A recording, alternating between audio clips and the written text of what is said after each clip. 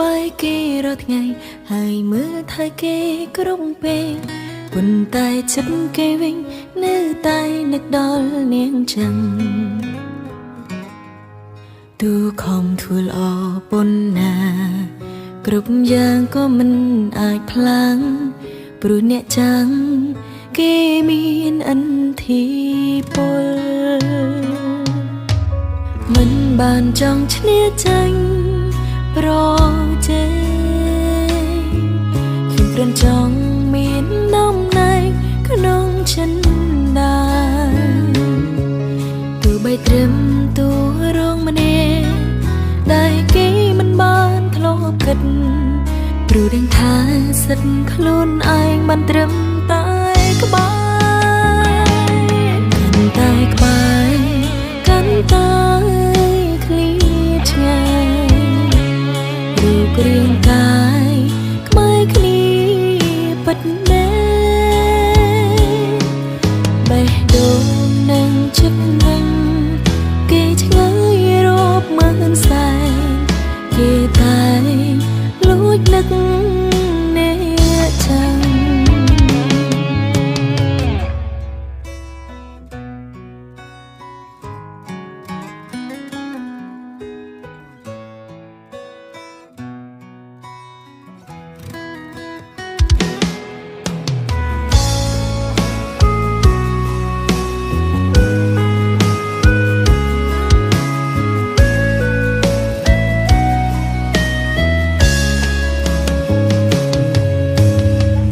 បានចង់ឈ្នះចាញ់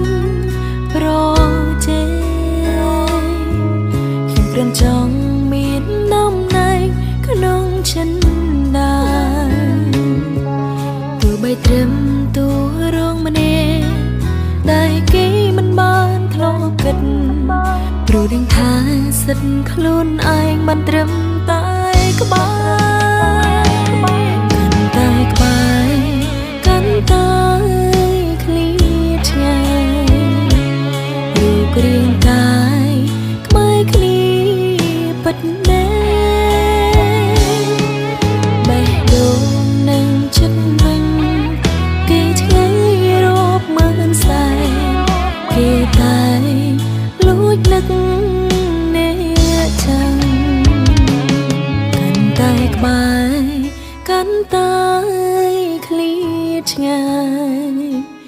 រូបរាងកាយក្បែរគ្នាពិតមែន